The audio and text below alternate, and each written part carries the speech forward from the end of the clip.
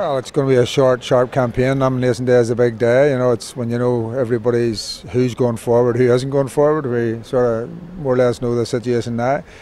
It'll be a straight fight in North Belfast, I think, between myself and Nigel Dodds.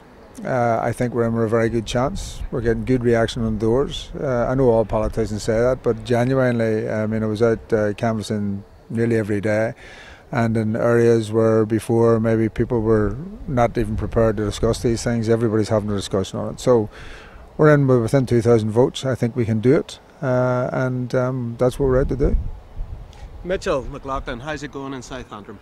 Well, the very same reaction, quite a strong reaction within the broad nationalist community. We've been canvassing around the doors.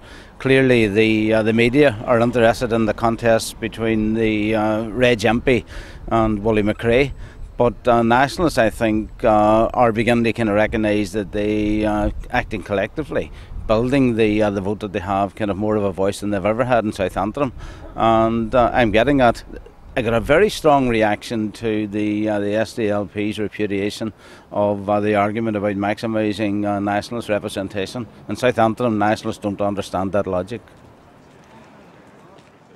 Issues on the ground include antisocial behaviour and people feeling quite vulnerable in their own neighbourhoods and in their homes, and I think a whole raft of people who see this election nearly as part of a certain fluidity in politics here. I think it's only the beginning of it, but you know, people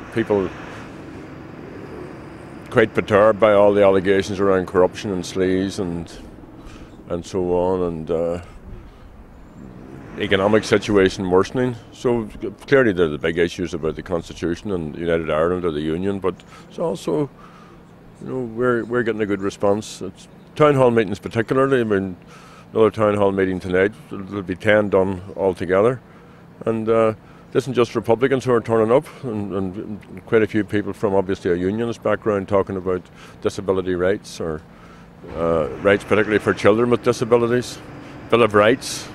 So it's interesting in terms of all of that. It's too early to see what way it's going to play out, but it's interesting that that people are discussing and interested in these issues, and that's always been my sort of notion, that there's particularly if people are in a bad place and they have to try and get something done, they're nearly forced to become activists, and that's a whole politicising process for them.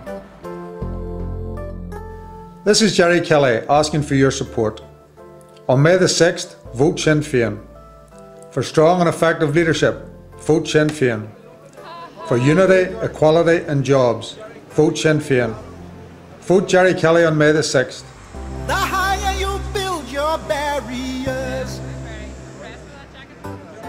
the taller I become. On May the 6th, vote Sinn Fein.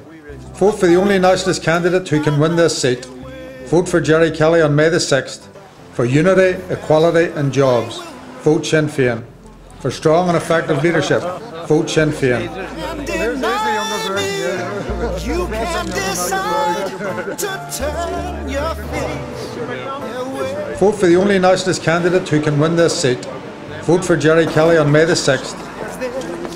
Something inside so strong.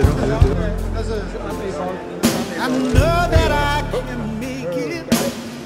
Though you're doing me wrong, so wrong. Thought that my pride was gone. Oh no. This is Gerry Kelly asking for your support. On May the 6th, vote Sinn Fein. For strong and effective leadership, vote Sinn Fein. For unity, equality and jobs, vote Sinn Fein. Vote Gerry Kelly on May the 6th. The more you refuse to hear my voice, the louder I will sing. This is Gerry Kelly asking for your support. Vote for the only nationalist candidate who can win this seat. Vote for Gerry Kelly on May the 6th. For unity, equality and jobs, vote Sinn Fein.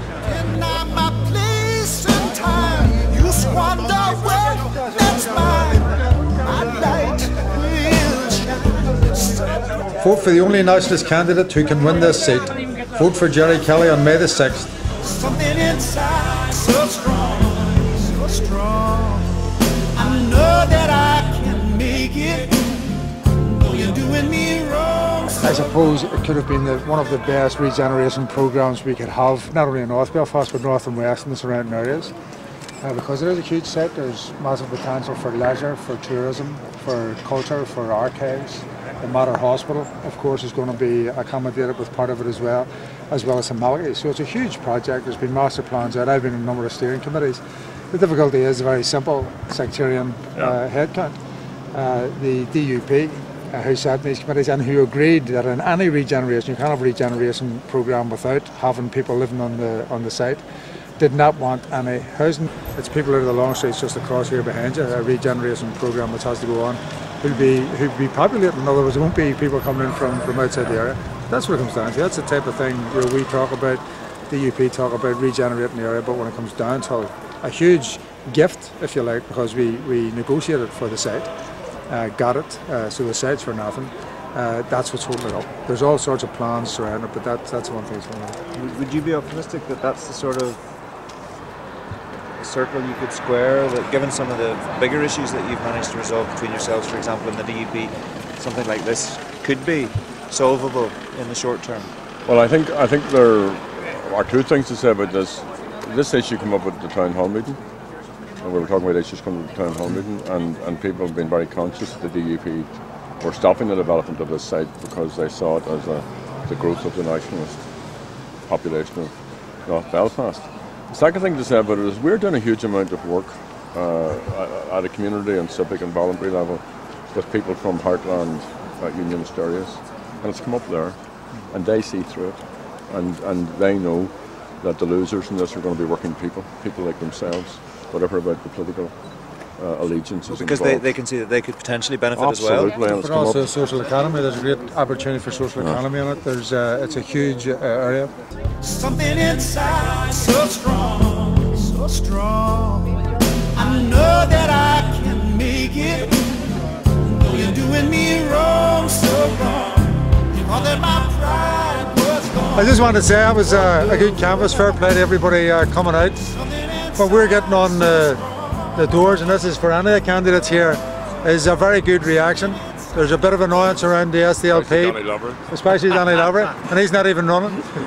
But there's a good reaction on the doors, right up the Antrim Road, through all the different districts here in North Belfast, but also talking to the other candidates in all the other constituencies. I think we're going to have a good election. I think there's a bit of annoyance, to put it mildly, at the SDLP for having rejected the offer that Gerry put out to Margaret Ritchie. And I think we're going to see that. We're going to see it on the doors in constituencies like this. But we're going to have a good election. I think we're going to maintain our vote at minimum, and with a bit of extra effort, we're going to do better than that. So, and especially in North Belfast, if I could say this in the last moment, we're going to do well, but we need to get the seat. Okay? So strong.